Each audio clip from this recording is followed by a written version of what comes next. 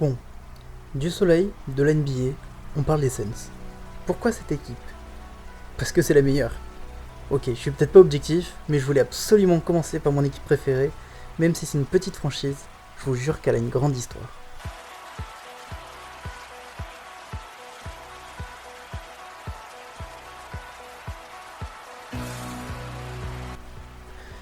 Du coup, les Phoenix Suns, basés en Arizona, sont apparus pour la première fois en NBA lors de la saison 68-69. Et le moins qu'on puisse dire, c'est que l'histoire est rocambolesque. Avec Jerry Colangelo comme general manager, ils récupèrent dès leur première saison Dick Van Arsdale et Gail Goodrich, deux futurs All-Stars. Cependant, ils finissent tout de même bon dernier de la ligue avec seulement 16 petites victoires et 66 défaites. Alors normalement, la draft fait que la dernière équipe récupère le premier choix pour la draft suivante. Mais en 69, les Milwaukee Bucks proposent un bilan tout aussi médiocre que les Suns. La NBA décide donc de trancher la première place au pile ou face. Évidemment, ce sont les Bucks qui touchent le gros lot et profitent de cette opportunité pour drafter Lew Alcindor. Ça vous dit rien? C'est normal. On le connaît un peu plus sous le nom de Karim Abdul-Jabbar. Mais si, vous savez, ce petit pivot qui détient le record avec 6 titres de MVP accompagnés de 6 titres NBA. Malgré ce coup du sort, Phoenix garde la tête haute et sera une équipe sérieuse de la conférence Ouest durant les années 70. En 1976, avec comme star Paul Westphal et Gary Heard, les Soleils accrochent de peu la dernière place des playoffs. La plupart les voient se faire bien rétamer comme il faut après leur campagne de régulière approximative, mais ils vont commencer par sortir les Seattle Supersonics coachés par la légende Bill Russell, puis les Golden State Warriors de Rick Barry, champions en titre, et hop, c'est Phoenix qui se retrouve en finale pour affronter les Celtics de John Havlicek, dont la série a été couronnée d'un match 5 légendaire avec une triple prolongation sur un shoot clutch de Heard et une atmosphère irrespirable dans le Boston Garden. Finalement, c'est Boston qui s'imposera de 2 points dans ce match, puis dans la série. Phoenix se place bien sur la carte NBA, mais le titre, c'est pas pour tout de suite. S'ensuit une légère période de disette, où les Suns sont une équipe de milieu de tableau, souvent en play-off, mais jamais plus qu'en finale de conférence. En 1987, Kevin Johnson débarque en Arizona, en provenance de Cleveland, et il sera la figure de proue de cette équipe. Meneur de jeu de génie, KG était un formidable passeur aux qualités athlétiques hors normes. Une sorte de Derrick Rose en plus altruiste si on cherche à comparer. En tout cas, leurs highlights comptent au moins autant de posters, aussi impressionnants les uns que les autres, surtout quand tu es mesuré seulement à 1m85. On notera surtout dans cette période les demi-finales de conférence contre Portland, et ce match 4 qui se finira sur un score final de 153 à 151, pour les Blazers malheureusement. Un record de total de points pour un match de playoff qui tient toujours. La saison qui suit, 92-93, les choses changent à Phoenix. Paul Westphal, l'ancienne star, se reconvertit en coach, Danny Ainge, ancien Celtics, vient renforcer la team, et on voit débarquer le fou furieux qui est Charles Barkley sur les parquets du désert.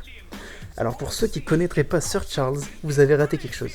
Parce qu'un ailier fort de 1m98, même s'il a avoué lui-même être plus proche du 1m93, qui tourne en carrière à 22 points, 11 rebonds et à peu près 3 bastons par match, c'est peu commun. Le Chuck c'était un défenseur hors norme, un attaquant sous-estimé, un multiple All-Star, MVP et Hall of Famer. Et évidemment, recordman de fautes personnelles en 1986, fallait vraiment pas le chercher le type. Aujourd'hui analyste et commentateur pour ESPN, il a fait les beaux jours de Philadelphie et des Suns, qui l'a emmené jusqu'à la deuxième finale NBA de leur histoire. On en revient alors à la saison 92-93. Les Suns enregistraient une saison record de 62 victoires, les menant à la première place de la conférence. En playoff, les Lakers leur ont fait une petite frayeur au premier tour, mais Phoenix s'impose 3-2. Ensuite, ils ont battu les Spurs de David Robinson et les Supersonics de Gary Payton, pour arriver enfin en finale. Barkley était confiant, MVP de saison régulière. Il a déclaré en antenne nationale qu'il avait parlé à Dieu pendant la nuit et qu'il lui avait dit qu'il gagnerait cette finale. Apparemment, c'est Michael Jordan qui a dû lui faire un tour pendant la nuit en se déguisant en Dieu, puisqu'il lui a collé 41 points de moyenne sur la tête sur les 6 matchs de la série, se permettant même une petite pointe à 55 points dans le match 4, ce qui reste la deuxième plus grosse perf offensive dans un match de finale. La série fut très serrée, puisque l'écart moyen des deux équipes sur l'ensemble de la finale n'est que de 4 petits points, avec un Barkley qui est loin d'avoir été ridicule, puisqu'il compile 27 points, 13 rebonds et 5,5 passes par match, aidé par un Johnson à plus de 17 points et 6 passes. Mais c'est trop court, et rien n'empêchera Chicago d'obtenir son premier three-peat. Pas même la langue bien pendue de l'ami Charles. Suite à ça, cette équipe ne connaîtra plus les finales. Malgré de très bonnes saisons régulières, le management va prendre des décisions douteuses et les relations avec les joueurs se dégradent pour en arriver à un trade envoyant le MVP de 93 vers Houston. Dans le même temps, Kevin Johnson en profite pour prendre une retraite bien méritée et c'est une phase de reconstruction qui se profile dans l'Arizona. Et pour se reconstruire, rien ne vaut la draft. The Phoenix Suns select Steve Nash from the University of Santa Clara. Et en 96, les Suns choisissent en 15e position un petit meneur canadien pas très athlétique du nom de Steve Nash. Et cette décision ne plaît mais pas du tout dans la ville des Cactus. Son temps de jeu est ridicule, son potentiel moqué, et lorsque Jason Kidd est ramené en ville, Nash doit rapidement faire ses valises pour Dallas. Vous inquiétez pas, on reparlera de Nash. Kidd devient alors la pièce maîtresse de l'équipe et les gestionnaires ne tardent pas à draguer Penny Hardaway, un magnifique scoreur au genou fragile, pour entourer leur meneur star. Malheureusement, les blessures auront raison de ce tandem qui malgré tout aura emmené cette team en play-off chaque année. Afin de faire bouger les choses, Jason Kidd est remercié après 5 saisons pour faire venir Stephen Marbury qui s'avérera être un très bon joueur mais un mauvais fit pour Phoenix qui va perdre toute la cohésion que Kidd apportait. Lors de la saison 2001-2002, pour la première fois depuis 14 ans, les Suns ne seront pas de la partie lors des playoffs. Avec le 9e pick de draft, ils choisissent alors un intérieur, en la personne d'Amar'e Stoudemire, qui réalisera une très bonne première saison, décrochant ainsi le titre de rookie de l'année et un retour en phase éliminatoire.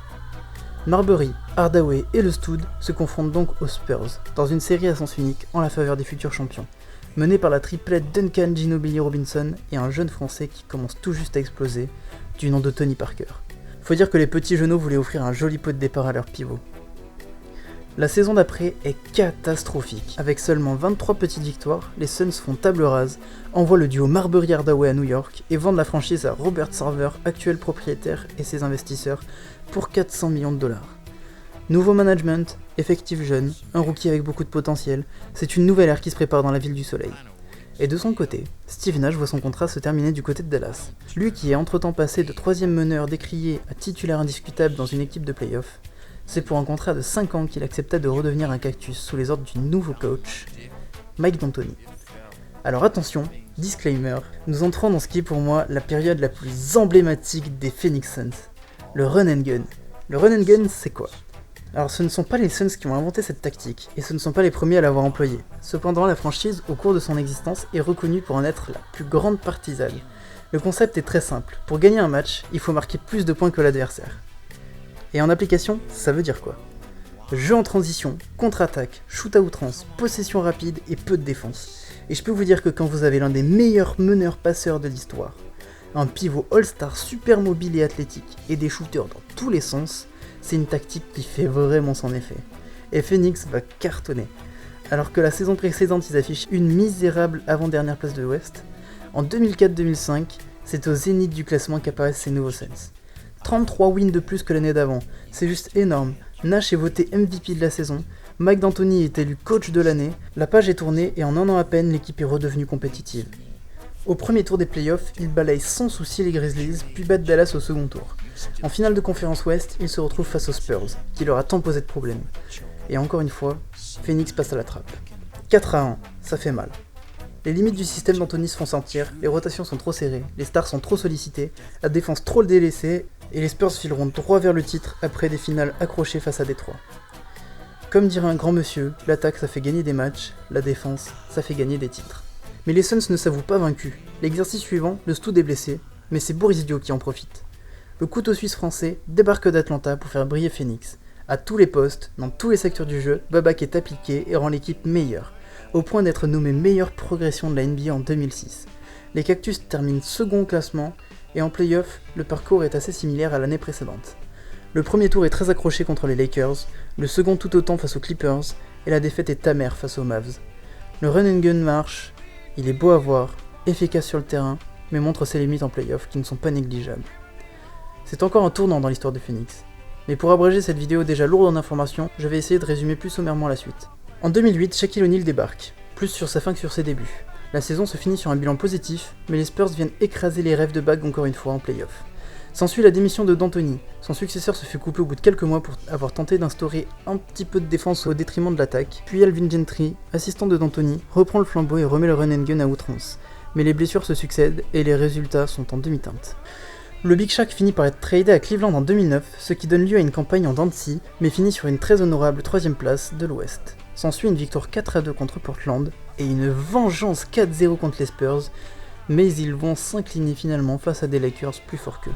Par la suite, Stu Demeyer va terminer sa carrière dans l'infirmerie des Knicks, et Steve Nash va aller aux Lakers faire partie d'un projet californien bien foireux de 2012 à 2015. C'est à compter du départ de Nash que les Suns resteront bloqués dans les tréfonds de la ligue, après une multiplication de mauvais choix dans les contrats, les stratégies et les drafts. Tout ça avec des coachs qui se succèdent sans aucune continuité. Ce n'est qu'en 2015 que la franchise commence à se remettre dans les droits chemins, avec des bons pics de draft comme Devin Booker, DeAndre Ayton, avec un nettoyage des contrats bien pourris et trop chers du roster, et l'acquisition du meneur espagnol Ricky Rubio.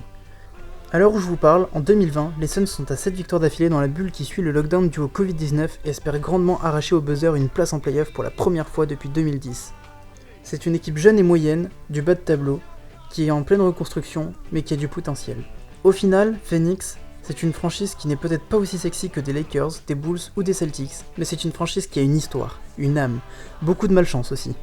Mais beaucoup de spectacles. Le run and gun, Kevin Johnson, Barkley, Kidd, Hardaway, Marbury, Nash, Stud, Shaq, Dio, Marion, autant de joueurs qui ont proposé un spectacle et un niveau de jeu sensationnel. Quelque part, si le jeu NBA n'a pas cessé d'accélérer depuis plus de 10 ans pour délaisser les systèmes demi-terrain des 90s, c'est en partie à cause des Suns de Mike D'Antoni. Une des plus belles équipes à voir jouer, un show à part entière, et lorsque je vois Devin Booker devenir le plus jeune joueur de l'histoire à planter 70 points, ou leur run improbable dans la bulle pour arracher des playoffs, que je me dis que ces Suns peuvent encore nous surprendre.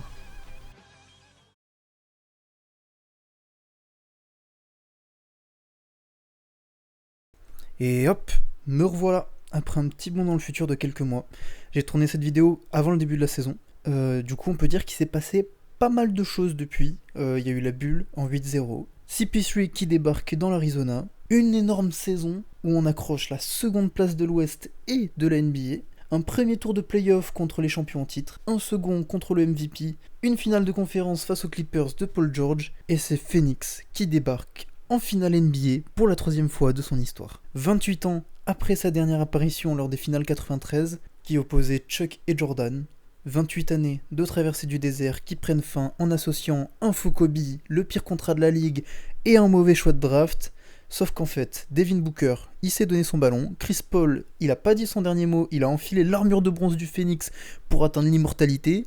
DeAndre Ayton, il est loin d'être un mauvais premier choix de draft, n'en déplaise à Kwame Brown. Et au bout du compte, le Phoenix renaît de ses cendres. Les finales, c'est tout droit. En attendant de voir qui des Hawks ou des Bucks va surplomber la conférence Est, l'espoir de décrocher une première bague en 53 ans d'existence n'a jamais été aussi fort. Merci à cette équipe de me faire autant kiffer, et surtout, n'oubliez pas...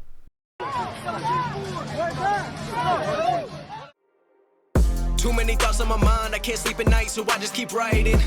I don't need no help, I don't need opinions, so don't waste my time then. I just been living online, my city don't show me no love and that's fine. Fuck local radio stations, I got more plays than all of these rappers combined.